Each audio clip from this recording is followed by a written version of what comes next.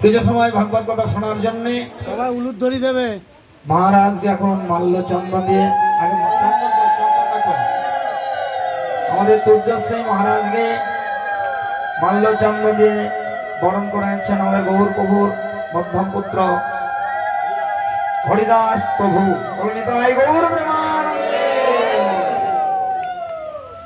তার সঙ্গে আমাদের আর এক মহারাজ মঙ্গল মহারাজকেও মাল্য চন্দন দিয়ে বরণ করে নেওয়া হচ্ছে।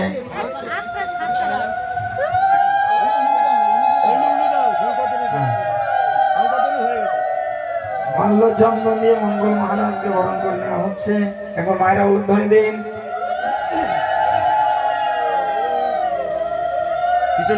তার সঙ্গে অনন্য মহারাজ বৃন্দ ও ব্রহ্মচারী ভক্তবৃন্দকেও মাল্যচন্দন দিয়ে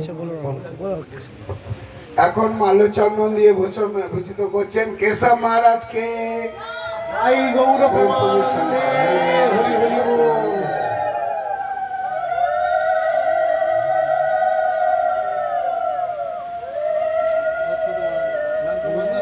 হ্যাঁ হ্যাঁ হ্যাঁ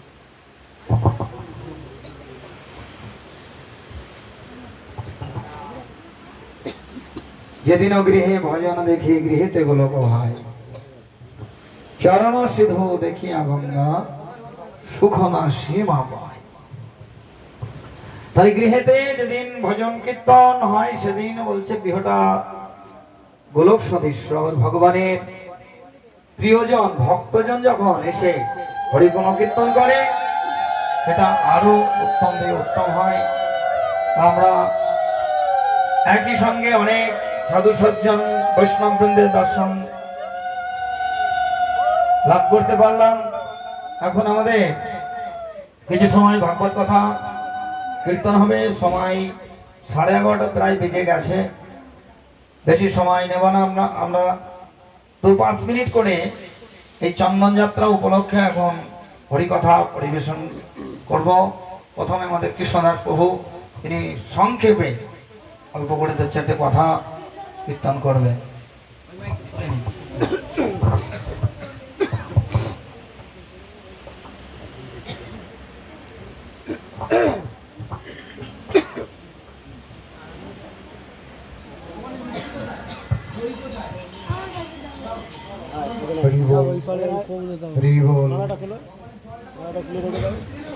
গুরু পৃষ্ঠ পদাশ্রিত শিষ্যবর বরং বরিণী সুবর্ণ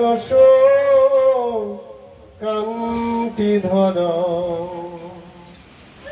অরুণম্বর দণ্ডী বরং বরদং প্রণমামি সদা যতি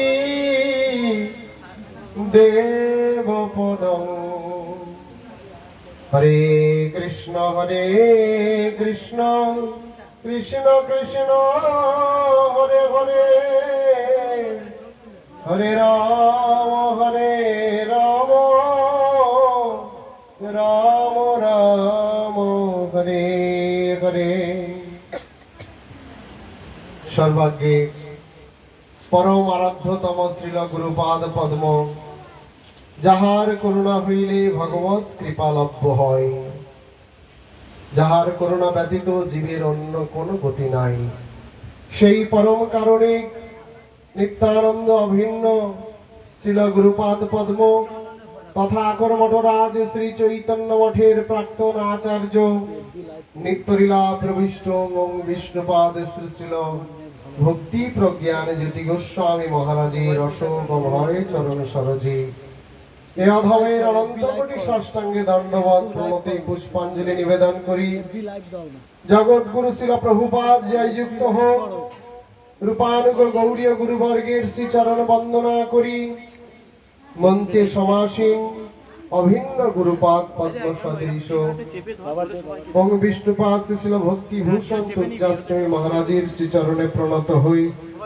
পূজ্যপাদ কেশব মহারাজ পূজ্যপাদ মঙ্গল মহারাজ এবং অন্যান্য ব্রহ্মচারী সাধু সজ্জন বৃন্দ ভক্তিমতী মাতৃমণ্ডলী সবাইকে যথাযোগ্য দণ্ডবত প্রণতি নিবেদন করি। গৌর সুন্দরের অশেষ কৃপা করুণা শিরোধার্য করে আমরা আমাদের এই সতীর্থ গুরু ভ্রাতা পূজ্যপাদ গৌর প্রভুর গৃহ প্রাঙ্গণে আজকের এক মহোৎসবের আয়োজন হয়েছে। কাদের নিয়ে মহোৎসব? ধাম ও ভূষণ স্বরূপ বৈষ্ণব বৃন্দেরকে নিয়েই আমাদের উৎসব। কি উপলক্ষ? তার পুত্র নবগৃহ নির্মাণ করেছেন, সেই গৃহ বৈষ্ণবদের চরণ ধুলি দ্বারা অভিষিক্ত করিয়ে তারপরে তারা সেই গৃহে বসবাস করবেন, এই প্রয়াসে। আমাদের বৈষ্ণবগণ বলছেন এই সংসারের মধ্যে তথা গৃহের মধ্যে প্রবেশ করাটা সহজ, কিন্তু সংসার থেকে মুক্ত হওয়া, গৃহে থেকে বাইরে বের হওয়াটা বড় দুরূহ কাজ। যারা ভগবানের সেবা পূজা করে না, যারা কেবল নিজেদের ভরণ পোষণ নিয়ে থাকে, আত্ম ইন্দ্রিয় চরিতার্থ করার জন্যই যারা গৃহ নির্মাণ করে, শাস্ত্রে বলছে তাদের কাছে গৃহটি কারাগার সদৃশ। কারাগারে যেমন কয়েদিদেরকে একত্রে রেখে শাস্তি দেওয়া হয়, ঠিক তদ্রূপ এই সংসারটা কারাগার সদৃশ। যারা এই সংসারে কেবলমাত্র নিজেদের ভরণ পোষণ নিয়েই ব্যস্ত থাকে।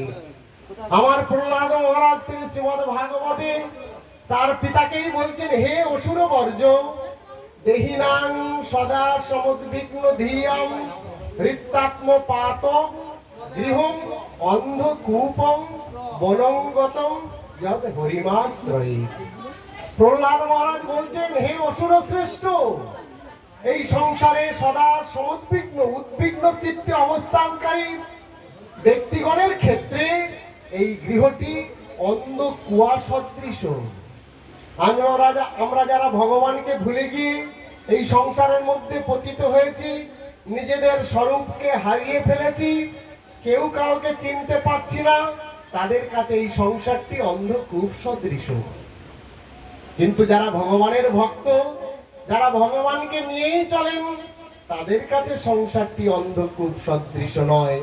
আর যারা ভগবানের সেবা পূজা নিয়ে থাকে না, যে গৃহে ভগবানের সেবা পূজার কোনো ব্যবস্থা নেই, যে গৃহে বৈষ্ণবদের চরণধুলি অভিষিক্ত হয় না, সেই গৃহটি কারাগার সদৃশ। সেটি দুঃখের কারণ, মোহের কারণ এবং যম যাতনার কারণ স্বরূপ বলে শাস্ত্রে বর্ণনা করা হয়েছে। আমাদের বিশ্বনাথ চক্রবর্তী পাদ তিনি বলেছেন, এই সংসারটি দাবানল সদৃশ। সংসার ও দাবা নলনীর লোক ত্রণায় কারণ্য ঘন ঘনার্থম প্রাপ্তস্য কল্যাণ গুণার্ণবন্ন বন্দে গুরসী চরণার বৃন্দ। এই সংসারটি দাবানল সদৃশ। ত্রিতাপ জ্বালা আমাদেরকে কেবল দগ্ধীভূত করে চলেছে। সেই ত্রিতাপ জ্বালা থেকে যদি কেউ আমরা মুক্ত হতে চাই, আদৌ গুরুপাদ পদ্ম আশ্রয়, গুরুপাদ পদ্মের চরণ আশ্রয় করে কৃষ্ণের সংসার করলে তাহলে সেই সকল জীবকে আর ত্রিতাপ জ্বালায় দগ্ধীভূত করতে পারে না। সুতরাং আমরা যে সংসারে বসবাস করব, মহাপ্রভুর ভক্তগণ যেমন ভাবে সংসার যাত্রা নির্বাহ করেছিলেন, আমাদেরকে অনুরূপ পন্থা অবলম্বন করে সংসার করতে হবে। চৈতন্য চরিতামৃতে, চৈতন্য ভাগবতে আমরা দেখতে পাই মহাপ্রভুর যত যত ভক্ত বেশিরভাগই তারা সংসারী ছিলেন। শিবানন্দ সেন, শ্রীবাস পণ্ডিত, অদ্বৈত আচার্য, তারা সবাই সংসারী ছিল, কিন্তু তাদের সংসারটা আমাদের মতো সংসার নয়। আমার ভক্তি বিনোদ ঠাকুর বলছেন, কৃষ্ণের সংসার করো ছাড়ি অনাচার। কিন্তু আমরা সংসার করছি অনাচারকে নিয়েই, ব্যভিচারকে নিয়েই। কিন্তু সাধুগুরু বৈষ্ণবের আনুগত্যে থেকে গুরুপাদ পদ্ম আশ্রয় করে ভগবানের সেবা পূজার মধ্য দিয়ে যদি সংসার যাত্রা নির্বাহ করতে পারি, তাহলেই সেই সংসারটা সুখের হয়। সেই সংসারটা জীবের কারাগার হয় না, সেই সংসারটাই তার মুক্তির কারণ হয়।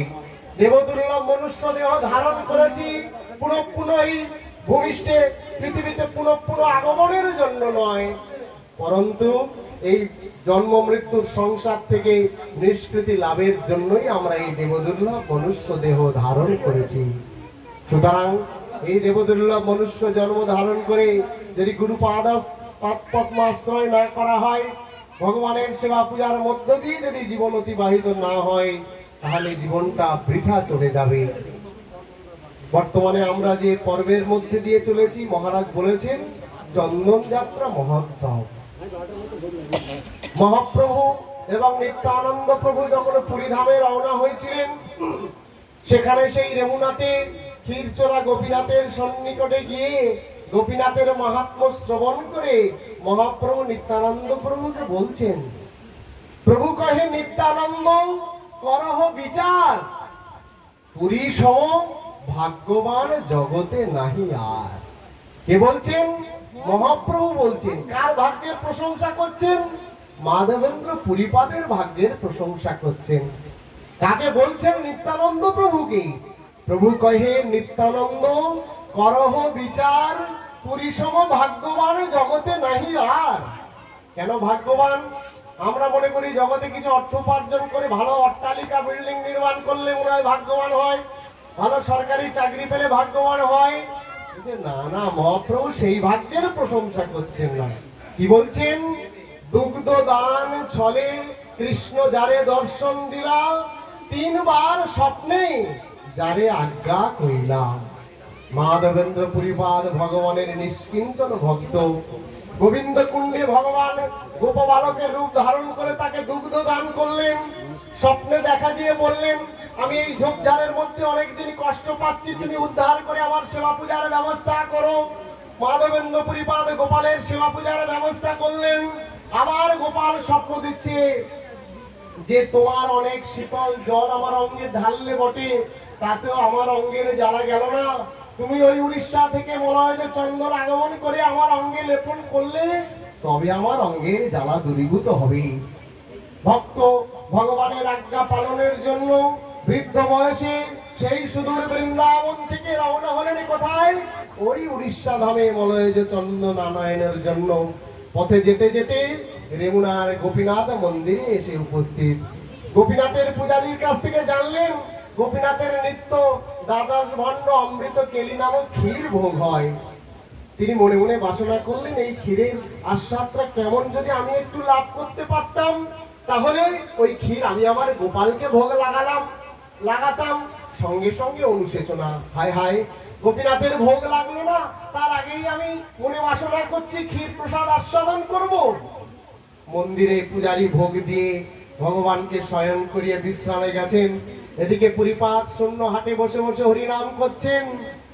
পূজারীকে গোপীনাথ রাত্রে স্বপ্নাদেশ দিচ্ছে, পূজারী ওঠো, সুদূর বৃন্দাবন থেকে আমার এক পরম ভক্ত এসেছে, তার জন্য আমি এক ভাণ্ড ক্ষীর আমার ধরার অঞ্চলের পশ্চাতে চুরি করে রেখেছি, তুমি ওই ক্ষীর প্রসাদ নিয়ে তাকে দিয়ে আসো। পূজারী ক্ষীরের ভাণ্ড নিয়ে ছুটেছে। ওগো কে আছো মাধবেন্দ্র পুরী, যার লাগি গোপীনাথ ক্ষীর করিল চুরি। ক্ষীরের ভাণ্ডটি দিয়ে বললেন, আপনি সৌভাগ্যবান, গোপীনাথ আপনার জন্য নবনীত চুরি করে রেখেছে। মাধবেন্দ্র পুরীপাদ এমন নিষ্কিঞ্চন ভক্ত, ক্ষীর আস্বাদন করে ভাণ্ডটি ভেঙে বহির পাশে বেঁধে নিলেন। মনে মনে ভাবছেন, এখানে আর আমার থাকাটা উচিত হবে না। কেন না সকাল হলে এই জগতের লোক সব জেনে যাবে আমি পরম বৈষ্ণব, আমার জন্য গোপীনাথ ক্ষীর চুরি করেছে, লাভ পূজা প্রতিষ্ঠা আমার হবে। প্রতিষ্ঠার তরে পুরী যায় তো পলাইয়া, প্রতিষ্ঠার স্বভাবে যায় তো তার পশ্চাতে গড়াইয়া। প্রতিষ্ঠার জন্য সেখান থেকে তিনি ছেড়ে চলে গেলেন সেই পুরীর উদ্দেশ্যে। কিন্তু ভগবানের ভক্তের মহিমা জগতে আড়াল কেউ করতে পারে না।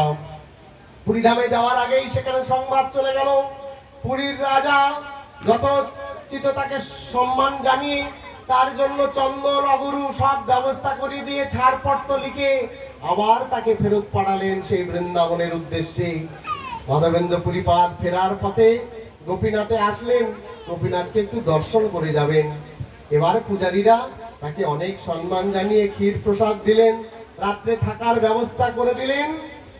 গোপীনাথ আবার স্বপ্ন দিচ্ছেন মাধবেন্দ্র পুরীপাদকে, কি সৌভাগ্য তার। হে পুরীপাদ, তুমি যে সুদূর দেশ থেকে পায়ে হেঁটে চন্দন নিয়ে বৃন্দাবনে এসে গোপালের অঙ্গে লাগাবে, ওই গোপালের অঙ্গ আর গোপীনাথের অঙ্গ অভিন্ন। তোমাকে আদেশ দিয়েছিলাম চন্দন আনয়নের জন্য, কিন্তু তোমার কষ্ট দেখে আমার মনটা দ্রবিত হয়ে গেছে। তুমি ওই চন্দন অগুরু মিশ্রিত করে গোপীনাথের অঙ্গে লেপন করো, তাহলেই আমার অঙ্গের জ্বালা দূরীভূত হয়ে যাবে। সেই তিথি হইতেই তথা অক্ষয় তৃতীয়া তিথি হইতে 21 দিন ব্যাপী যত যত গৌড়ীয় গমনের বৈষ্ণবগণ রয়েছেন, গৌড়ীয় বৈষ্ণবগণের আরাধ্যদেব ভগবান শ্রী গোবিন্দ রয়েছেন, সর্বত্রই তার অঙ্গে চন্দন দেওয়া হয়। গতকাল সেই অক্ষয় তৃতীয়া বিশেষ তিথি ছিল। গতকাল হইতে 21 দিন ব্যাপী সেই চন্দন যাত্রা উৎসব বিভিন্ন স্থানে উদযাপিত হবে। আমাদের গৌরপ্রভু সেই চন্দন যাত্রার মধ্যেই তার গৃহপ্রবেশের আয়োজন করেছেন। বৈষ্ণবগণ এসেছেন, তার সৌভাগ্যের সীমা নাই। বিশেষত আমাদের পূজ্যপাদ পূজ্যাশ্রী মহারাজ এসেছেন। আমরা তার মুখ থেকেই সুন্দর ভগবানের তথা ভক্তগণের মহিমা কথা সাধন করে আমাদের দেবদুর্লভ মনুষ্য জন্ম ধন্য করব, এই প্রার্থনা রাখি। বাঞ্ছা কল্পতরুভ্যশ্চ কৃপা সিন্ধু ভয়বচ পতিতানাং পাবনে ভূ বৈষ্ণবে ভূ নমো নমো। মায়ের একটু উলুধ্বনি দেবেন। চন্দনযাত্রার সম্বন্ধে তার সঙ্গে আরো অনেক দৃষ্টান্ত দিলেন যে আমাদের সদ্গুরু চরণ আশ্রয় নিয়ে হরিভজন করতে হবে। এখন আমাদের অশোক প্রভু যে সময় আমাদের হরিকথা শোনাবেন সংক্ষেপে। গুরবে গৌরচন্দ্রায় রাধিকায় তদালয়ে কৃষ্ণায় কৃষ্ণ ভক্তায় তদেভক্তায় নমো নমঃ। জয় রূপসী সনাতন, জয় ভট্ট রঘুনাথ, শ্রীজীব গোপাল ভট্ট, জয় দাস রঘুনাথ। এই 6 গোসাইয়ের করি চরণ বন্দন, যাহা হতে বিঘ্ন নাশ অভিষ্ট পূরণ। শ্রীকৃষ্ণ চৈতন্য প্রভু নিত্যানন্দ, শ্রী অদ্বৈত গদাধর শিবাসাদি শ্রী গৌর ভক্ত বৃন্দ। হরে কৃষ্ণ কৃষ্ণ কৃষ্ণ হরে হরে, হরে রাম রাম রাম হরে হরে। সর্বাগ্যে পরম আরাধ্যতম গুরুপাদ পদ্ম, যার অশেষ কৃপা করুণার বলে কলির পাবন অবতারী রসরাজ মহাভাবে মিলিত তনু পতিত পাবন বহু সুন্দরে সেবা করার সুযোগ সৌভাগ্য লাভ হয়েছে। সেই পরম করুণাময় পরম কারণে নিত্যানন্দ প্রভুর অভিন্ন বিগ্রহ অষ্টোত্তর শতশ্রী শিল ভক্তিবেদান্ত বামন গোস্বামী গুরু মহারাজের অভয় চরণ যুগলে অসংখ্য শাস্ত্রাঙ্গ শত কোটি ভুল লুণ্ঠিত দণ্ডবোধ তাহার অহৈত কৃপা করুণা প্রার্থনা করি। তৎপশ্চাৎ পরম গুরু মহারাজ শ্রী ভক্তি প্রজ্ঞান কেশব গোস্বামী মহারাজ, শ্রী ভক্তি বিলাস তীর্থ গোস্বামী মহারাজ, শ্রী ভক্তভূষণ শ্রবণ গোস্বামী মহারাজ, শ্রী ভক্তভূষণ ভাগবত গোস্বামী মহারাজ তথা সপাশ্বর জগৎগুরু শ্রী ভক্তি সিদ্ধান্ত সরস্বতী গোস্বামী ঠাকুরের অভয় চরণী অসংখ্য শাস্ত্রাঙ্গ শতকোটি দণ্ডবোধ তাহার কৃপা করুণা প্রার্থনা করি। ভক্তি বেদান্ত ছিল পর্যটক গোস্বামী মহারাজ, ভক্তি প্রাজ্ঞান ছিল জ্যোতি গোস্বামী মহারাজ, ভক্তি সর্বস্ব ছিল গোবিন্দ গোস্বামী মহারাজ, ভক্তি বেদান্ত ছিল তীর্থ গোস্বামী মহারাজ, ভক্তি স্বরূপ ছিল সন্ন্যাসী গোস্বামী মহারাজ, ভক্তি বেদান্ত ছিল প্রধান গোস্বামী মহারাজ, ভক্তি ভূষণ ছিল তুর্যাস্বামী মহারাজ, ছিল মঙ্গল মহারাজ, ভক্তি সুন্দর ছিল কেশব তথা সমস্ত গৌড়ীয় গুরুবর্গ। আমি সবাইয়ের চরণে অসংখ্য সাষ্টাঙ্গ দণ্ডবোধ, সবাইয়ের অহৈ থেকে কৃপা করুণা প্রার্থনা করি। অনন্ত করি বৈষ্ণববৃন্দ, উপস্থিত সাধু সাধুজন মাতৃমণ্ডলী সবাইকেই যথাযোগ্য দণ্ডবোধ প্রণাম নিবেদন করি। আমরা গুরু বৈষ্ণব কৃপায় আজকে যে গৃহে উপস্থিত হয়েছেন আমার শ্রদ্ধেয় শ্রী গৌর প্রভু, উনি আমার এতগুলো বৈষ্ণব দর্শন করার সুযোগ সৌভাগ্য দান করার জন্য ওনার চরণে আমিও দণ্ডবোধ প্রণতি নিবেদন করি। কারণ বৈষ্ণবগণের দর্শন নাকি পবিত্র হয়, এই কথা নরোত্তম দাস ঠাকুর সুন্দর করে লিখেছেন। দর্শনেই পবিত্র করো, এই তোমার গুণ। এই জন্যে বৈষ্ণবগণ পূজ্য মান্য শরণ্য বরণ্য বন্দনীয়। না দিয়ে বৈষ্ণব সেবা নিস্তার পেয়েছে কেবা। লোচন দাস ঠাকুর বললেন, নালয় হরিনাম বিদিতার বাম, সে পামর, সে পাষণ্ডমতি। আর বৈষ্ণব সেবন না করে যে জন, কি হবে তাহার গতি। জগতে যত রকম উত্তম সেবা আছে তার মধ্যে সবচেয়ে শ্রেষ্ঠ হলো বৈষ্ণব সেবা। এই বৈষ্ণবগণকে এনে এরা যে গৃহপ্রবেশ অনুষ্ঠান করছেন চরম পরম মঙ্গলে, চরম পরম মঙ্গল। কারণ বলে বাবা কে পার্বতী মা কে প্রশ্ন করেছেন, প্রভু চোখ বন্ধ করে কার ধ্যান করা হয়? বলে আমার আরাধ্য দেব ভগবান গোবিন্দ। ও আমি জানতাম আপনি আরাধ্য।